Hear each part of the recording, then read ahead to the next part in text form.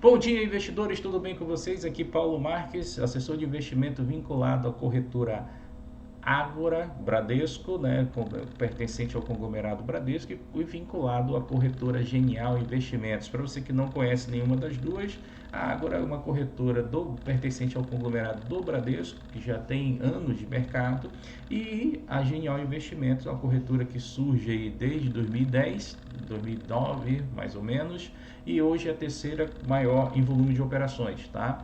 Nós temos aqui parceria com as duas, e nós somos o escritório conhecido com PA Marques Reis, mais conhecido como Finance Academy, tá? Então a gente vai trazer algumas ideias aqui de mercado, vamos conversar aqui com vocês, né? Hoje, né, o mercado tá assim, a gente pode dizer que eles se encontram, né, num mau humor tremendo, o mercado, né, Vale ali já performando 2,45 de queda, sendo negociado a 62,84. Você tem Petrobras que bateu R$ 39, chegou a 38, agora 37,99, queda de 0,94. Você ali vê as principais ações do índice Bovespa em queda, né? O índice Bovespa, suas cotações ali estão meio mistas, né? Você vê ali um movimento bem estranho, né? O pessoal com medo, né?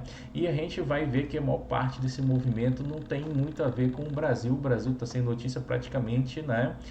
A bolsa brasileira ela se encontra como uma das bolsas mais baratas do mundo, inclusive, né? Casas como JP Morgan, né? Bank of America, né, apostam na compra, né, de ativos brasileiros por estarem baratos, tá? Mas o que está afetando cada vez mais o nosso mercado não é mais o horizonte hoje interno, e sim o horizonte externo. São as pressões internacionais que a gente está vendo aí entre duas guerras. Na verdade, nós estamos tendo três frentes de guerra. Tem a guerra lá entre Níger e Nigéria, nós estamos com a guerra aí entre Ucrânia e Rússia, e agora surge uma guerra entre Israel, que pode se tornar um dos maiores conflitos da atualidade, tá? Só para vocês terem uma ideia, mais de 30 países estão em guerra. E com isso que a gente fala desse conflito entre Israel e Hamas, ontem, né, nós tivemos aí o Hezbollah, né, já juntando ali um monte de grupo, um monte de pessoas, né, daquele pessoal que tem um nome de terror, alguma coisa, né, que não dá para te falar, senão a gente vai ser bloqueado no YouTube, que esse vídeo depois vai para o YouTube, mas essa turma está começando a fazer um manifesto com vários grupos de apoio árabe para atacar Israel. E ontem, né, a Alemanha e o Reino Unido também manifestaram apoio a Israel, junto com a França e outros países, e vai ter deslocamento de soldados. Tá? Já tem várias casas de notícias, como BBC News, CNN, falando que vai ter deslocamento de soldados da Alemanha para Israel. E fora que os Estados Unidos já mandou, né, os porta-aviões lá com um efetivo de 15 mil homens. Então a gente vai ter aí uma coisa que cada vez mais vai se apertando.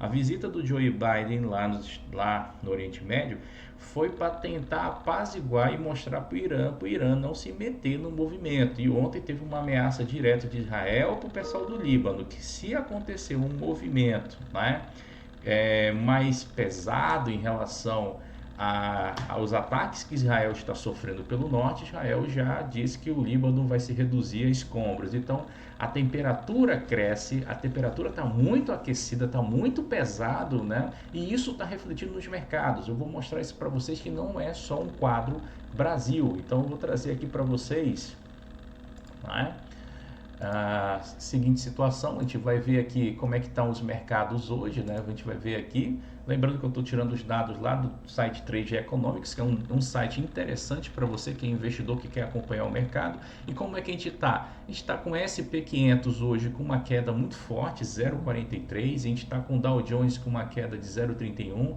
Nasdaq com queda de 0,34 e as bolsas europeias seguindo em queda. Então você tem ali, por exemplo, a bolsa da Grã-Bretanha ali com queda de 1%, você tem ali a bolsa da Alemanha com queda de 1%, da França de 1%, da Itália de 1,15%, da Espanha de 0,76% e a bolsa russa, a MOEX também com queda de 0,10%, Holanda com queda de 1,10%, você tem ali Tunísia com queda de 2,78%, Suíça com queda de 0,65%, Estocolmo, Suécia com queda de 1,73%, você tem ali a Bélgica com queda de 0,56%, Você tem a única bolsa até agora que eu estou vendo esse patamar em alta, que é Copenhague, né, com alta ali de 0,43, né?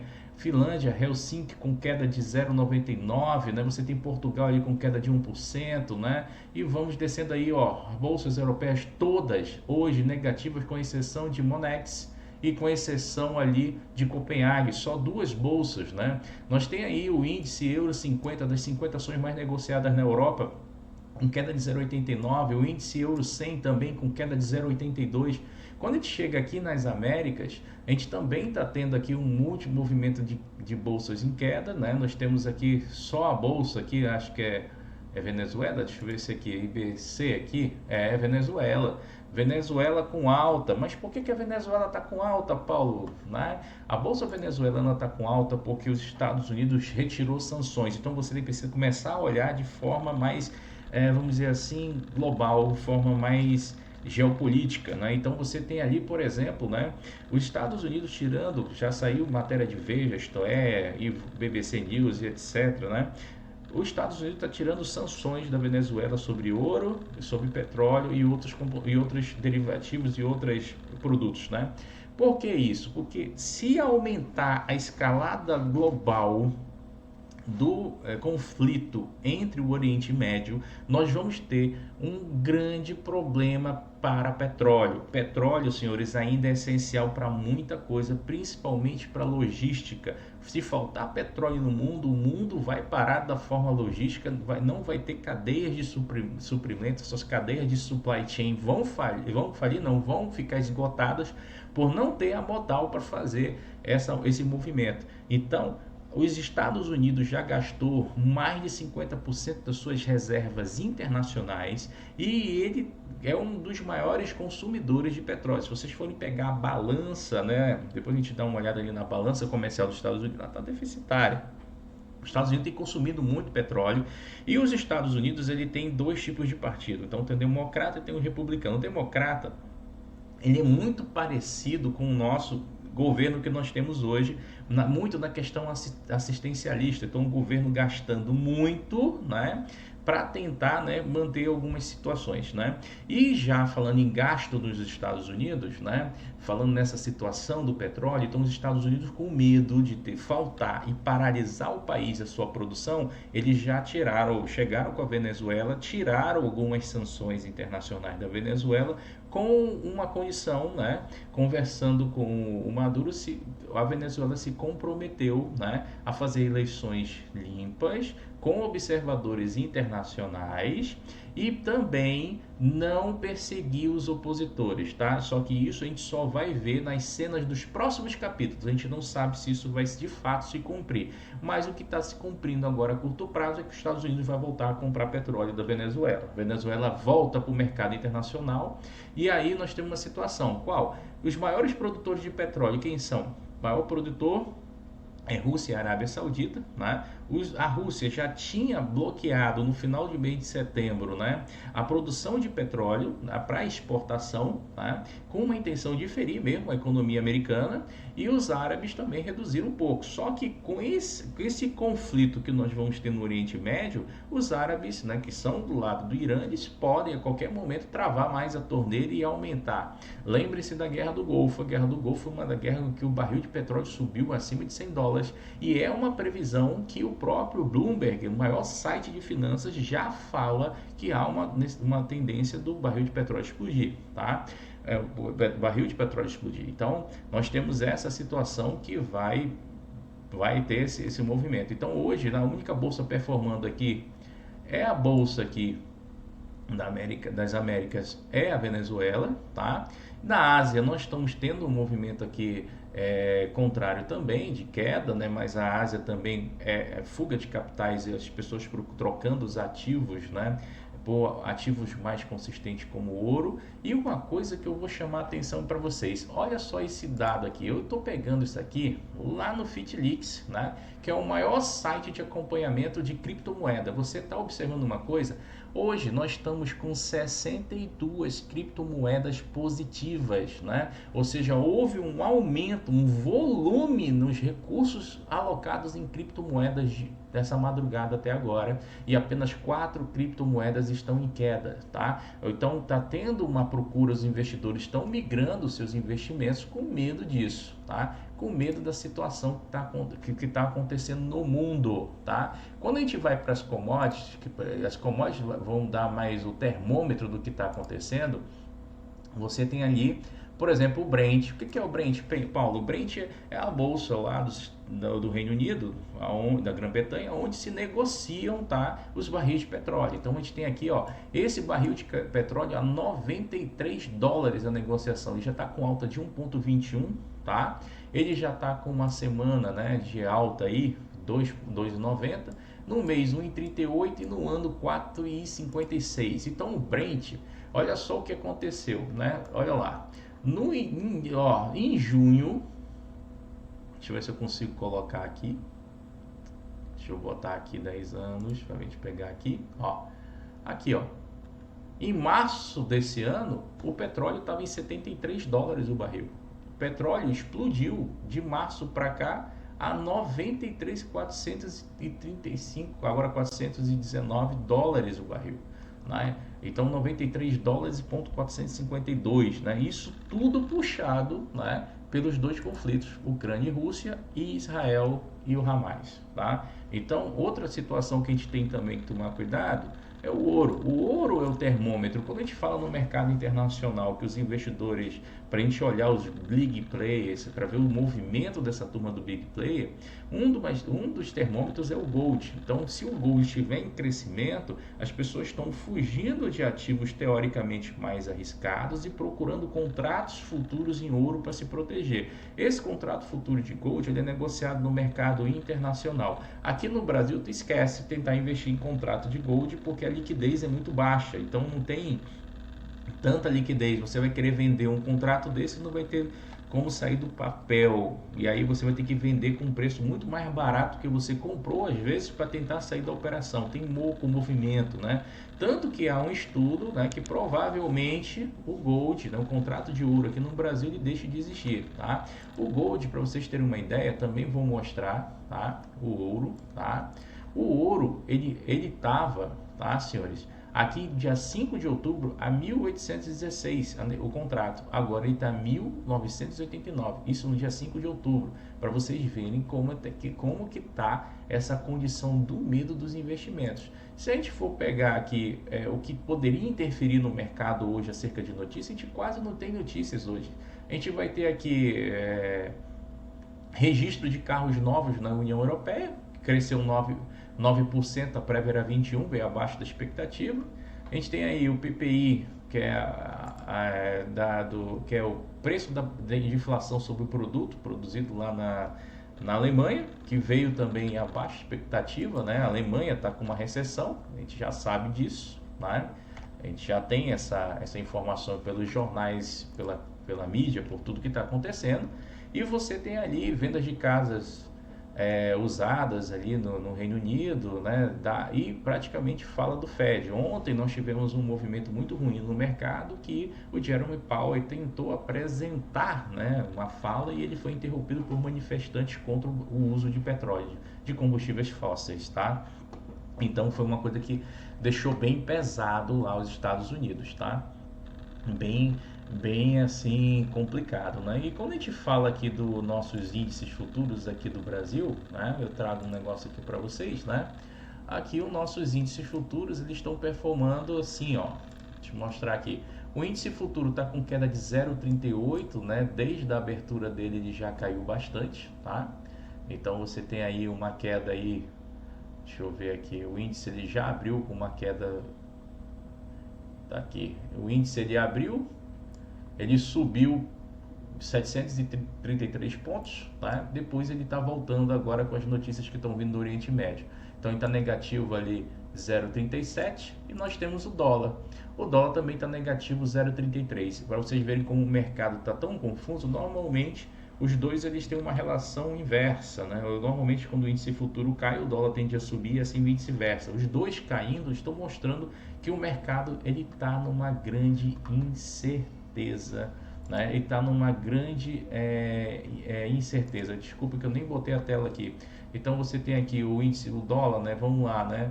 0,30, né, com queda, né? Você tem aqui o índice futuro aqui com 0,40. Eu vou botar aqui para vocês verem aqui que ele abriu 9 horas aqui, subiu 733 pontos, depois ele caiu ali 649. Então você vê aí uma grande incerteza no mercado, tá? Puxada por esses índices. Então, como eu falei, o dólar e o índice futuro existem correlação negativa, então praticamente um tem de subir e o outro a cair, mas quando o mercado passa dias ou vários momentos entre eles, os dois caindo ou os dois subindo juntos, é porque há um momento de incerteza, tá? Ou seja, há um momento de euforia no mercado, né? Preocupações que podem estar afetando o desempenho desses indicadores, tá?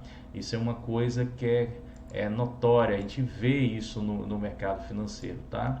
Deixa eu voltar aqui para vocês a tela aqui. Então, olha só, né? Ainda, né, nos dados econômicos, né? Olha só uma outra coisa que vocês podem avaliar, né? Por exemplo, aqui, deixa eu voltar aqui. Você tem esse índice aqui, SP500 VIX, esse é um índice de pânico do mercado.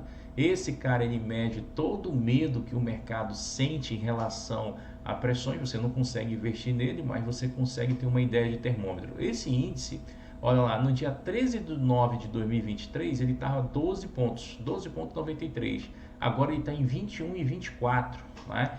O maior pico dele nesse ano, ele foi ali de 27,07, quando começou a estourar lá uma pressão maior ali da OTAN em querer ou não colocar, né, a Ucrânia dentro do grupo, né? E isso aí estava deixando o pessoal mais eufórico. Mas agora você olha que esse índice ele volta a subir de novo. O que a gente tem que tomar cuidado com questões de guerra, né? Primeiro, os Estados Unidos ele está mexendo muito no seu orçamento. Os Estados Unidos está muito endividado, se vocês não sabem, tá? A gente tem como pegar esse dado aqui, tá? Os Estados Unidos está muito endividado. Deixa eu ver se eu consigo pegar a janelinha aqui, o Red Map. Os Estados Unidos ele está sofrendo pressões lá do Tesouro Americano para gastar cada vez menos, tá? Os Estados Unidos está colocando dinheiro, sim, né, na Ucrânia, né, para manter essa guerra. Os Estados Unidos está colocando dinheiro, sim, lá em Israel, né, já está, inclusive, vai começar a colocar. Os Estados Unidos já o Biden já voltou do Oriente Médio para solicitar uma nova reforma em que ele vai colocar dinheiro em Israel. E detalhe, ele já está colocando, tá, dinheiro, tá, para já prevendo Taiwan. Então ele vai ter um gasto maior de dinheiro para Taiwan. Gente, isso é complicado, tá? A partir do momento que eu coloco, você já entende que os Estados Unidos já está fazendo um provisionamento de dinheiro com uma futura guerra entre os Estados Unidos e a China. Então a gente já começa a entender que vai ter aí, né, no futuro mais uma panela de pressão entre os Estados Unidos e a China. Desses conflitos sempre está Rússia, Estados Unidos, Rússia e China contra os Estados Unidos de um lado, na Ucrânia, e no Oriente Médio a mesma coisa, tá? Não pense que está diferente, a mesma coisa no Níger, tá? Então os Estados Unidos ele está nessa situação. Quando a gente fala aqui dos endividamentos, vamos dar uma olhada aqui. Balança negocial dos Estados Unidos, Balance of Trade, balança de negócios, desculpa, veio menos 58. Tá? Estados Unidos está ficando deficitário na sua balança de negócio, sua balança comercial. Olha como é que está isso, né? Como eu falei para você, Estados Unidos está exportando cada vez mais petróleo porque está necessitando, e também está tendo uma guerra envolvendo semicondutores. Lembra, o maior principal produtor de semicondutores do mundo é Taiwan, por isso que a China está pressionando cada vez mais Taiwan, tá? Outra situação.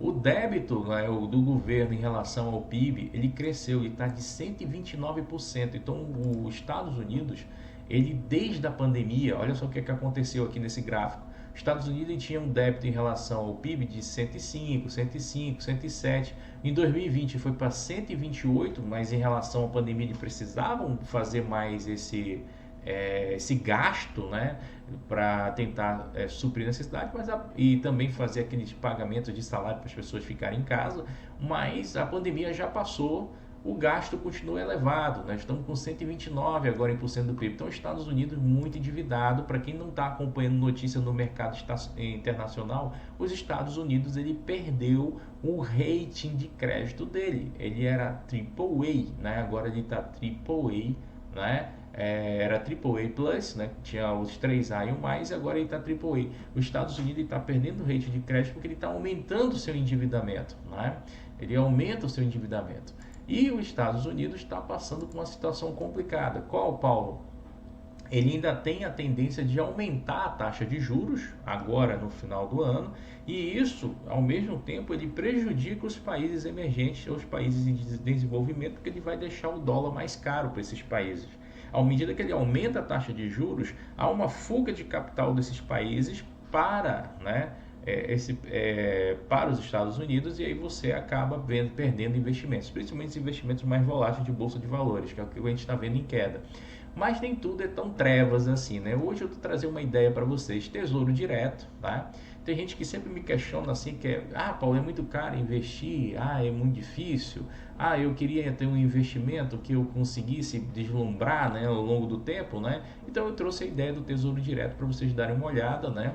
Tem aqui, né, o título, né? Você pode vir aqui para simular, é uma carteira de simulação, você pode escolher aqui os títulos, né?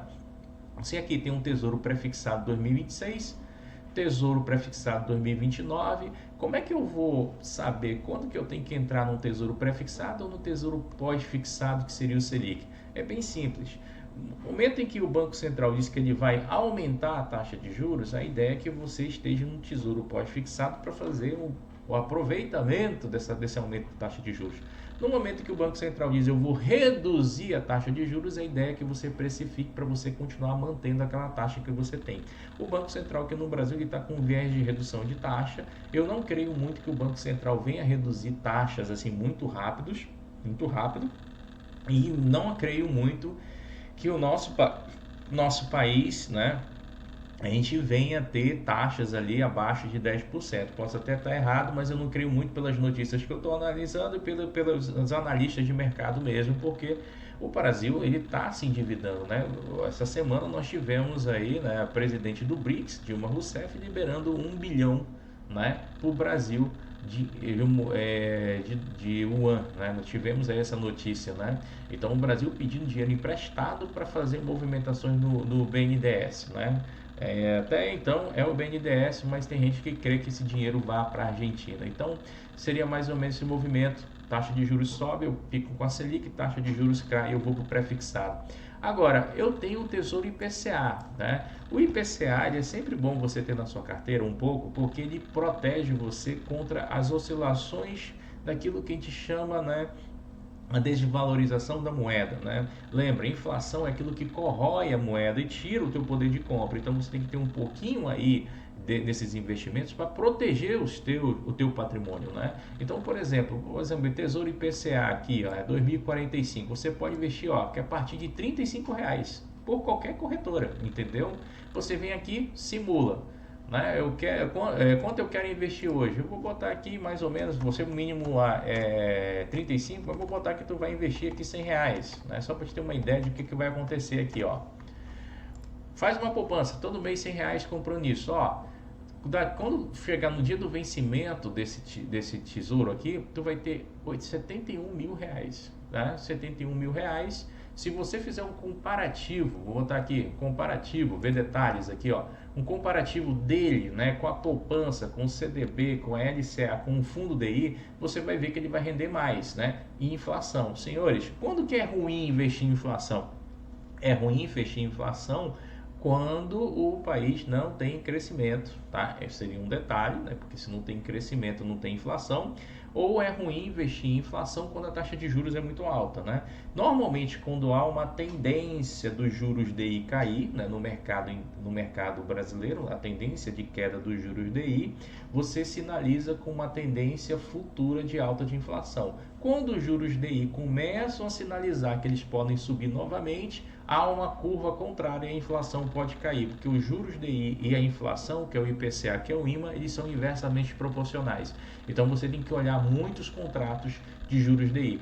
Houve momentos na economia brasileira ali em 2014, 2012 que teve ali, né, títulos de inflação rendendo 30% ao ano. Só que vocês têm que tomar cuidado com uma coisa. Rentabilidade passada, o que aconteceu no passado pode ser que aconteça ou não aconteça no futuro. Investimentos, senhores, o nome já diz, é investimento. Você espera colocar o seu dinheiro e ter um retorno. Só que para você ter um retorno, quem vai remunerar esse retorno é o risco, né? Então, como é que anda o risco, né? O risco é que faz esse fator de remuneração. Às vezes as pessoas investem, né, olhando aspectos passados, e isso é um maior erro dos investidores, principalmente os investidores de ações. Eles investem dizendo, olha, um dia essa ação foi R$30, hoje ela está 5, eu vou comprar. E eles não analisam lá como é que está o balanço, a contabilidade da empresa, não conversam com o assessor e nem conversam com o analista, nem se tentam entender por que aquela ação caiu tanto. Então vocês têm que tomar cuidado com isso. Vocês têm que começar, né, a procurar os profissionais de mercado financeiro para analisar as coisas com vocês e começar a se descredenciar de youtuber, porque tem muito youtuber aí que ele fala para você que ele ganhou dinheiro com as ações, mas na realidade ele ganha dinheiro vendendo curso. Segunda coisa, tem muito youtuber que fala que ganha dinheiro aí, mas ele não fala para você que ele demorou 30, 40, 50 anos lá comprando várias ações e até que ele acertou uma que deu o dinheiro para ele, né? Então, investir, senhores, é tempo, persistência e constância. Se você não tiver hábitos de guardar todo mês algo, se você não for disciplinado para esperar o tempo futuro, você não vai ter sucesso nos investimentos. Investir é igual você comprar uma casa. Todo mês você tem que ir lá e pagar a sua prestação. Todo mês você vai lá e paga uma prestação. Comprou uma casa de 100 mil, financiou, quando a construtora entrega, está pronto, você quita ela, espera o mercado valorizar, vende essa casa de 200. Então aí você tem aí o lucro da variação. Investir é igual aquele agricultor, né? O cara compra a semente, ara a terra e vai plantar. Ele não vai plantar hoje e vai colher amanhã, né? Ele espera um ano para plantação, 6 meses para plantação. Aí ele planta, colhe e vende. O problema das pessoas hoje para investimento é que elas são muito imediatistas. Então você tem que tomar muito cuidado com esse imediatismo para você não ir por caminhos negros da força e perder o seu dinheiro. Então você não pode pensar muito de forma dark side, você tem que olhar muito como é que as coisas se movimentam e principalmente procurar entender o mercado financeiro. Um abraço, senhores, me despeço aqui, até a próxima.